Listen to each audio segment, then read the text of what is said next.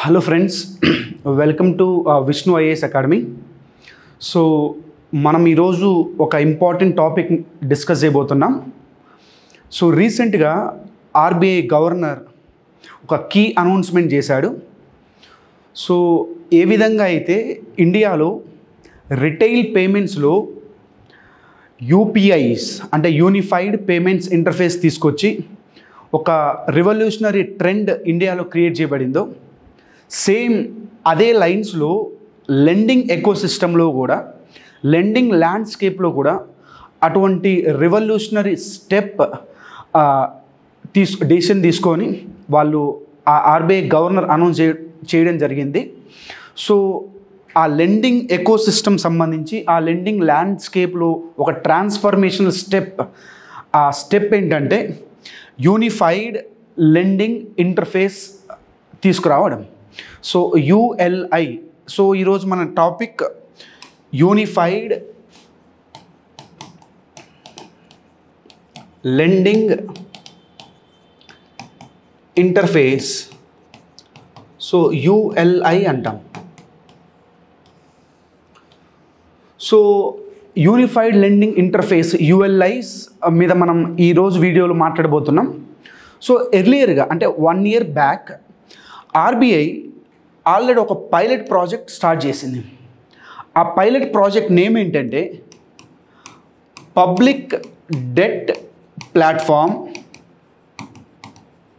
For frictionless credit.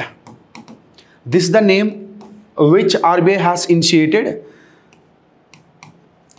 So public debt platform for frictionless credit అని last year ఒక pilot project start చేసింది. So దాన్ని rename చేస్తూ ఇప్పుడు తీసుకొచ్చింది. దాని పేరు ఏంటంటే యూనిఫైడ్ లెండింగ్ ఇంటర్ఫేస్ అంటాం. సో మనం ఈ టాపిక్ మీద ఈరోజు మాట్లాడబోతున్నాం. సో అసలు ఏంటి యూనిఫైడ్ లెండింగ్ ఇంటర్ఫేస్ అంటే? సో లాస్ట్ డికేడ్లో ఇండియన్ బ్యాంకింగ్ సిస్టంలో మనకి వచ్చినటువంటి చేంజెస్ చూస్తే, సో ట్రెడిషనల్ బ్యాంకింగ్ సిస్టమ్ ఏదైతే ఇండియాలో బ్యాంకింగ్ సర్వీసెస్ ప్రొవైడ్ చేస్తూ ఉందో, అది ఒక లాస్ట్ డికేడ్లో అన్ప్రెసిడెంటెడ్ టెక్నాలజికల్ ట్రాన్స్ఫర్మేషన్ జరిగింది. అంటే ఒక ట్రెడిషనల్ బ్యాంకింగ్ సర్వీసెస్ నుంచి కంప్లీట్గా మన Indian banking system digital banking services వైపు టర్న్ అయిపోయింది. సో దీన్ని మనం ఏమంటామంటే digitalization of banking services. So ఇండియాలో డిజిటలైజేషన్ ఆఫ్ బ్యాంకింగ్ సర్వీసెస్ జరిగింది అని చెప్పడానికి there are many examples. So Aadhaar enabled payment system కానీ, ఈ కేవైసీస్ కానీ, యూపీఐస్ కానీ, ఇమీడియట్ పేమెంట్ సిస్టమ్స్ కానీ, ఇలా నెంబర్ ఆఫ్ బ్యాంకింగ్ సర్వీసెస్ ఇండియాలో తీసుకురావడం జరిగింది. సో ఇది మనం కంప్లీట్గా ట్రెడిషనల్ బ్యాంకింగ్ సిస్టమ్ నుంచి ఒక అన్ప్రెసిడెంటెడ్ ట్రాన్స్ఫర్మేషన్ జరిగి డిజిటల్ బ్యాంకింగ్ సర్వీసెస్ ప్రొవైడ్ చేయడం స్టార్ట్ చేశాం. So major reason India digital banking సర్వీసెస్కి మూవ్ అవ్వడానికి చాలా కీ రోల్ ప్లే చేసిన ఫ్యాక్టర్ ఏంటంటే డిజిటల్ పబ్లిక్ ఇన్ఫ్రాస్ట్రక్చర్ కంట్రీలో బాగా ఇంప్రూవ్ అవ్వడం జరిగింది. Digital public infrastructure. సో ఏంటి digital public infrastructure? Digital public infrastructure అంటే various technologies which are being build, which are being operated and which are being managed by public sector. కంప్లీట్గా ఈ technologies digital సర్వీసెస్కి requirement ఏదైతే ఉన్నాయో అవన్నీ government operate చేయడం, private sector దాన్ని access తీసుకొని కొన్ని ఇన్నోవేటివ్ సర్వీసెస్ ఇవ్వడం స్టార్ట్ చేయడం. దీన్ని మనం డిజిటల్ పబ్లిక్ ఇన్ఫ్రాస్ట్రక్చర్ అంటాం. సో ఈ డిజిటల్ పబ్లిక్ సెక్టర్ ఇన్ఫ్రాస్ట్రక్చర్ కంప్లీట్గా బాగా స్ట్రెంథెన్ అవ్వడం వల్ల కంట్రీలో banking system large scale transformation in terms of technology జరగడం జరిగింది. సో ఇది మనం కొన్ని యూనిఫైడ్ లెండింగ్ ఇంటర్ఫేసెస్ సంబంధించి కొన్ని పాయింట్స్ మనం కన్క్లూషన్గా ఇలా కొన్ని పాయింట్స్ డిస్కస్ చేసుకుంటూ రావాలి. సో వన్స్ ఈ పాయింట్ అర్థమైన తర్వాత నెక్స్ట్ ఏంటంటే మనం యుఎల్ఐస్ గురించి ముందు అర్థం చేసుకునే ముందు కొన్ని హిస్టారికల్ ఆస్పెక్ట్స్ మనం వర్క్ చేద్దాం. So historical aspects which are related to lending. సో అసలు ఏంటి యాక్చువల్గా 2001-2 ఈ ఇయర్స్లో వరల్డ్ యొక్క ఎకానమీ చాలా బూమ్ ఫేజ్లో ఉంది. సో ఎప్పుడైతే వరల్డ్ ఎకానమీ బాగా గ్రోయింగ్ కండిషన్స్లో ఉందో, వరల్డ్ ఎకానమీ బూమింగ్ ఫేజ్లో ఉందో, ఆ టైంలో ఉన్నటువంటి ఇండియన్ బిజినెస్ మెన్ లేదా ఇండియన్ ఫర్మ్స్ ఓనర్స్ వీళ్ళు ఏమనుకున్నారంటే ఈ వరల్డ్ ఎకానమీని మార్కెట్ క్యాప్చర్ చేయాలనే ఆలోచనలతో సో వాళ్ళు బిజినెస్ ఎక్స్పాండ్ చేయడం స్టార్ట్ చేశారు. సో వాళ్ళకి బిజినెస్ ఎస్టాబ్లిష్ చేయాలన్నా, బిజినెస్ ఎక్స్పాండ్ చేయాలన్నా బేసిక్ రిక్వైర్మెంట్ ఏమైనా ఉందంటే అది లోన్ అన్నట్టు. సో అలా 2001, 2002 ఆ టైమ్స్లో mostly Indian business men loan requirements or loan demand అనేది ఇండియాలో బాగా ఇంక్రీజ్ అయింది. సో ఇలా 2001 నుంచి 2002 నుంచి ఆల్మోస్ట్ 2008 వరకు ఇటువంటి క్రెడిట్ డిమాండ్ కండిషన్స్ ఇండియాలో బాగా ఇంప్రూవ్ అయ్యాయి. సో సడన్గా 2008లో ఏం జరిగిందంటే గ్రేట్ డిప్రెషన్ వరల్డ్లో ఎంటర్ అయింది. సో ఎప్పుడైతే వరల్డ్లో గ్రేట్ డిప్రెషన్ రావడం స్టార్ట్ అయిందో, సో ఈ గ్రేట్ డిప్రెషన్లో ఆటోమేటిక్గా ఆ డిమాండ్ లేదు, వాళ్ళ యొక్క ప్రోడక్ట్స్కి, కంపెనీస్కి ఇన్కమ్ లేదు. సో వాళ్ళ ఆల్రెడీ బ్యాంకింగ్ సిస్టమ్ నుంచి ఏదైతే లోన్స్ తీసుకున్నారో దాన్ని రీపే చేయడంలో చాలా డిఫికల్ట్స్ వాళ్ళు ఫేస్ చేశారు అన్నట్టు.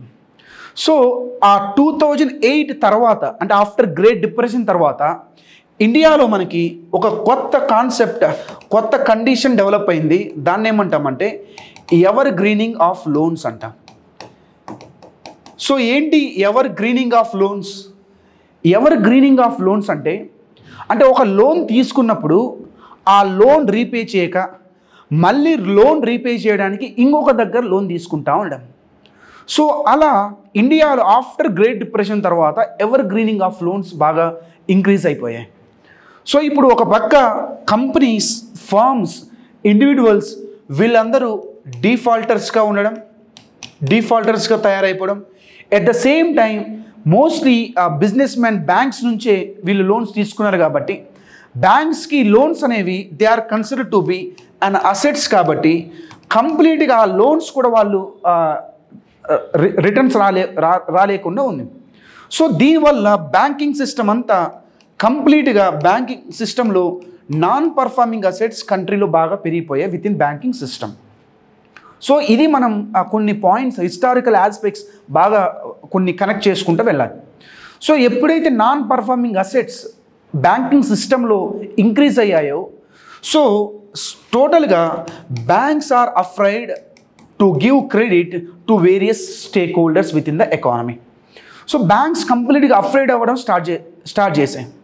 సో అసలు ఇప్పుడు కంప్లీట్గా ఈ నాన్ పర్ఫార్మింగ్ అసెట్స్ ఎందుకు పెరగాల్సి వచ్చినాయి? మేజర్ రీజన్ ఏంటంటే సే ఫర్ ఎగ్జాంపుల్ నేను ఒక బిజినెస్ మ్యాన్, ఎక్స్ అనే బ్యాంకులో నేను వెళ్ళి లోన్ తీసుకున్నా, నేను డిఫాల్ట్ అయ్యా, ఈ లోన్ రీపే చేయలేకపోయా. నాకు ఇంకొక బ్యాంక్ ఆప్షన్ ఉంది, ఆ బ్యాంక్ వై, అక్కడ లోన్ తీసుకున్నా, అక్కడ కూడా నేను డిఫాల్ట్ అయ్యా. ఇంకొక బ్యాంక్ అవకాశం ఉంది జెడ్ అనే బ్యాంక్. సో ఇలా మల్టిపుల్ ఫినాన్షియల్ ఇన్స్టిట్యూషన్స్ నుంచి నేను లోన్స్ తీసుకుంటున్నా. కానీ ఏ ఫినాన్షియల్ ఇన్స్టిట్యూషన్ దగ్గర ఆ బారోవర్ సంబంధించిన, ఆ కన్జ్యూమర్ సంబంధించిన ఒక total credit profile are total credit data అక్కడ కంపైల్ చేసి లేదు. సో ఇక్కడ కంప్లీట్గా ఏం జరుగుతుందంటే నాన్ పర్ఫార్మింగ్ అసెట్స్లో లేదా డిఫాల్టర్స్కి కంప్లీట్గా మళ్ళీ లోన్స్ ఇవ్వడం అనేది ఎందుకు జరుగుతుందంటే డేటా ల్యాగ్ కానీ లేదా data deficiency of the borrowers అనేది మనకు మేజర్గా జరుగుతూ ఉంది. సో ఇలా డేటా డెఫిషియన్సీ ఉండడం, డేటా ల్యాగ్ ఉండడం with regards to the borrower, ఇలా ఎన్నో మనకి లూప్ హోల్స్ కనపడేసరికి ఫినాన్షియల్ సిస్టంలో గవర్నమెంట్ కానీ ఆర్బీఐ కానీ ఎన్నో మెజర్స్ తీసుకోవడం స్టార్ట్ చేసింది. రీసెంట్గా మీరు చూస్తే 2023లో గవర్నమెంట్ బడ్జెట్లో గవర్నమెంట్ ఆఫ్ ఇండియా ఒక కొత్తది తీసుకురావడం జరిగింది. అదేంటంటే ఎన్ఎఫ్ఐఆర్. ఏంటి NFIR? National financial information registry. ఇది దీని యొక్క full name NFIR, national financial information registry. So ఇక్కడ చూస్తే నేషనల్ ఫినాన్షియల్ ఇన్ఫర్మేషన్ రిజిస్ట్రీ ఇది మనకు 2023లో తీసుకురావడం జరిగింది. అసలు ఇది ఎందుకు తీసుకొచ్చారు 2023లో? రీజన్ ఏంటంటే ఇండివిజువల్ బారోవర్స్ కానీ కంపెనీ బారోవర్స్ కానీ వాళ్ళు డిఫరెంట్ సోర్సెస్ ఆఫ్ నుంచి లోన్స్ తీసుకున్నప్పుడు ఆ డేటా మొత్తాన్ని కంపైల్ చేసి ఒక దగ్గర చేయమని ఆ కంపైల్ చేసే ప్రాసెస్ని మనం ఆ ఇన్ఫర్మేషన్ మొత్తం ఎన్ఎఫ్ఐఆర్లో మనకు దొరుకుతుంది. దీన్ని ఆర్బీఐ వాళ్ళు డిజైన్ చేస్తారు. సో ఇలా మనం మల్టిపుల్గా ఈ data with regards to the borrower ఏదైతే ఉందో డేటా ల్యాగ్, డేటా డెఫిషియన్సీ ఎన్నో మెజర్స్ తీసుకున్నాం. సో అటువంటి మెజర్స్లో ఇది కూడా ఒక measure, national financial information registry. So ఇప్పుడు ఇంతవరకు మనం హిస్టారికల్ ఆస్పెక్ట్స్గా మనం కనెక్ట్ చేసుకోవాలి యూనిఫైడ్ లెండింగ్ సంబంధించిన ఇంటర్ఫేస్ సంబంధించిన కాన్సెప్ట్స్. ఇప్పుడు ఇండియాలో దీని కన్క్లూషన్కి వెళ్దాం. ఇండియాలో డిజిటల్ క్రెడిట్ లెండింగ్స్ మనకు తెలుసు. సో అంటే త్రూ డిజిటల్ ప్లాట్ఫామ్స్ ద్వారా లోన్స్ ఇవ్వడం, డిజిటల్ క్రెడిట్ లెండింగ్. అసలు ఈ డిజిటల్ క్రెడిట్ లెండింగ్లో ఇండియన్ కంటెక్స్ట్లో ప్రజెంట్ ఉన్న మేజర్ ఛాలెంజ్ ఏంటంటే ఆ బారోవర్ ఎవరైతే ఉన్నాడో ఆ బారోవర్ సంబంధించినటువంటి క్రెడిట్ ప్రొఫైల్ ఏదైతే ఉందో అది లెండింగ్ పార్ట్నర్ దగ్గర కంప్లీట్గా ఏంటంటే ఇన్ఫర్మేషన్ డేటా అయితే ఉంటుంది, కానీ the data which is related to the borrower is being available at different locations. So అది ఒక చోటనే ఉండదు. అంటే బారోవర్ సంబంధించిన డేటా అంటే ఏంటి అంటే బారోవర్ ఏ సోర్స్ నుంచి లోన్ తీసుకున్నాడు, ఆ లోన్ తీసుకున్నప్పుడు ఎటువంటి కొలెటరల్స్ పెట్టాడు, అతని యొక్క ల్యాండ్ రికార్డ్స్ కానీ, అతని యొక్క credit profiles, credit information companies కానీ, ఈ డేటా ఉంటుంది బారోవర్ సంబంధించి. కానీ లెండింగ్ పార్ట్నర్కి ఇతనికి లోన్ ఇచ్చే ప్రాసెస్లో ఆ credit appraisal, so credit appraisal అంటే అతను potential to worthy of credit requirement అనేది అసలు అతను వర్తీనా కాదా అటువంటి క్రెడిట్ అప్రైజల్ చేసే ప్రాసెస్లో లెండింగ్ పార్ట్నర్ ఎవరైతే ఉన్నాడో ఆ బారోవర్ సంబంధించిన డేటాను డిఫరెంట్ ఏరియాస్లో ఉంటాయి. ఆ డిఫరెంట్ ఎంటిటీస్ అంటే గవర్నమెంట్స్ దగ్గర ఉండొచ్చు, ల్యాండ్ రికార్డ్స్, బ్యాంక్స్ దగ్గర ఉండొచ్చు, క్రెడిట్ ఇన్ఫర్మేషన్ కంపెనీస్ దగ్గర ఉండొచ్చు. సో ఇటు ఆ బారోవర్ సంబంధించిన ఇన్ఫర్మేషన్ డిఫరెంట్ ఎంటిటీస్లో, డిఫరెంట్ సపరేట్ సిస్టమ్స్లో ఉండడం వల్ల లెండింగ్ పార్ట్నర్ ఈ యొక్క క్రెడిట్ అప్రైజల్ చేసి లోన్ అప్రూవల్ చేయడానికి it is taking a time. So speed loan approval అనేది జరగట్లేదు.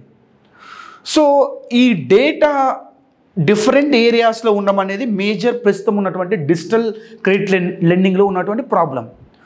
సో ఈ డేటాని సింగిల్ ప్లేస్లో తీసుకొచ్చి which is related to borrower, ఆ తీసుకొచ్చినటువంటి తీసుకురాబోతున్నటువంటి ఒక కొత్త అప్రోచే మనం యూనిఫైడ్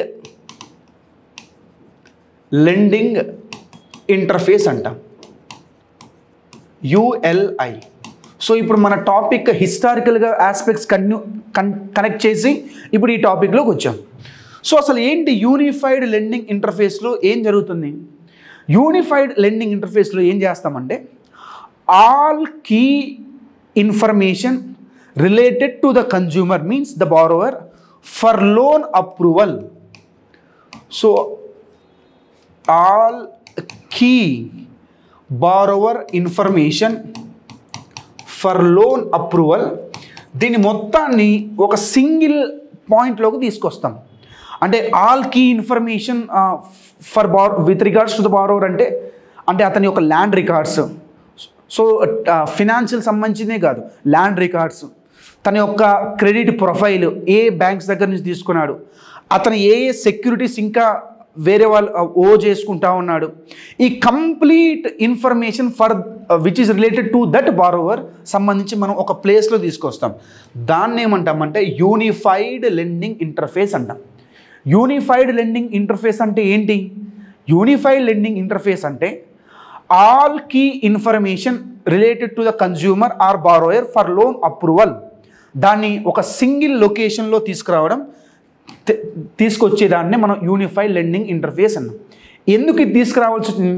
బికాస్ ఇండియాలో డిజిటల్ క్రెడిట్ లెండింగ్ జరుగుతున్నప్పుడు ఆ డేటా డిఫరెంట్ ఎంటిటీస్ దగ్గర కానీ డిఫరెంట్ సపరేట్ సిస్టమ్స్ దగ్గర ఉండడం జరుగుతూ ఉంది.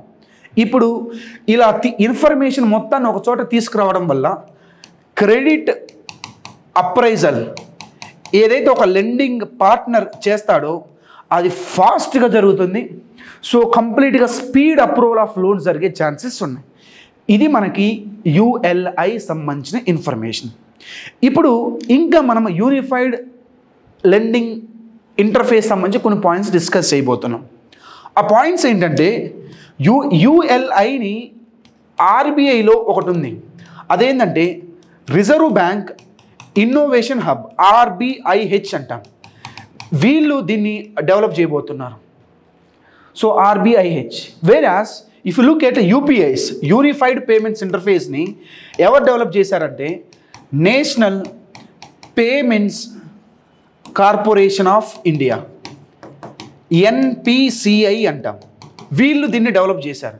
కానీ ఇది మాత్రం ULI మాత్రం రిజర్వ్ బ్యాంక్ ఇన్నోవేటివ్ హబ్ దీన్ని డిజైన్ అండ్ డెవలప్ చేశారు.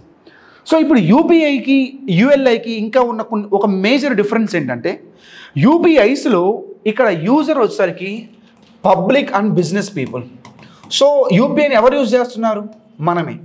కానీ ULI ఏదైతే మనం క్రియేట్ చేయబోతున్నామో ఫ్యూచర్లో డ్యూ కోర్స్ ఆఫ్ టైంలో దీని యొక్క users financial institutions and lending entities. వీళ్ళు దీనికి users because they are the people who has to appraise or who has to assess the credit profile of the borrower.